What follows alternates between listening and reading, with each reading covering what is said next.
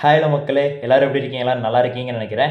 So நம்ம சூர்யா அண்ணாவோட Viswanathan and sons திரைப்படம் வந்துட்டு பார்த்தீங்கன்னா, வெளியாகும்போது டிக்கெட் புக்கிங் ஓப்பன் ஆகும்போது ரொம்ப பெரிய ஒரு வரவேற்பு இல்ல. அதாவது ஒரு பெரிய ஹீரோ சூர்யா அண்ணா, அவரோட கமர்ஷியல் படமான கருப்பு படத்துக்கு ஃபர்ஸ்ட்டு ஒரு டிக்கெட் புக்கிங் அந்த ஒரு ஃப்ளோ இருந்தது இல்ல. சொன்ன ஹேட்டர்ஸ் எல்லாமே வந்துட்டு அவ்வளோதான், கருப்பு படம் வந்துச்சு, அது ஏதோ ஆர்ஜே பாலாஜிக்காக ஓடிடுச்சு. அண்ணா வந்துட்டு முடிஞ்சிட்டாரு அப்படிங்கிற மாணிக்கு வந்து எப்படின்னா சொல்லிட்டானுங்க.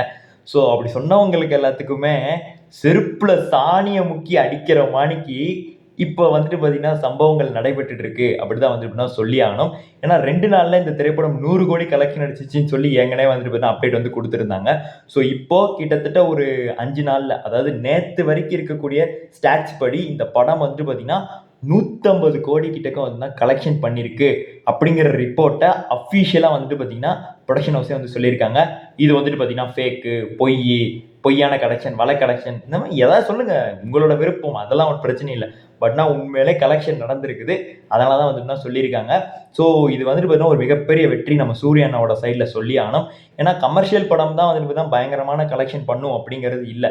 இவ்வளோ பெரிய ஹீரோ வந்துட்டு ஃபேமிலி ஆடியன்ஸ் அட்ராக்ட் பண்ணுற மணிக்கு ஒரு சாக்லேட் பாயாக வந்தாலும் இந்த தமிழ் சினிமா ஏற்றுக்கொள்ளும் அப்படிங்கிறதுக்கு ஒரு ப்ரூஃப் தான் இந்த ஒரு படம். ஸோ ஒரு தரமான கம்பேக் தாங்க நம்ம அண்ணனுக்கு. ஸோ ஏங்கனே வந்துட்டு பார்த்தீங்கன்னா தமிழ் சினிமா ஆடியன்ஸுக்கு வந்து பார்த்தீங்கன்னா கருப்பை வச்சு கம்பேக் கொடுத்துட்டாரு. இப்போ தெலுங்கு ஆடியன்ஸுக்கு இந்த விஸ்வநாதன் சன்ஸ் வழியாக கம்பேக் கொடுத்துட்டாரு.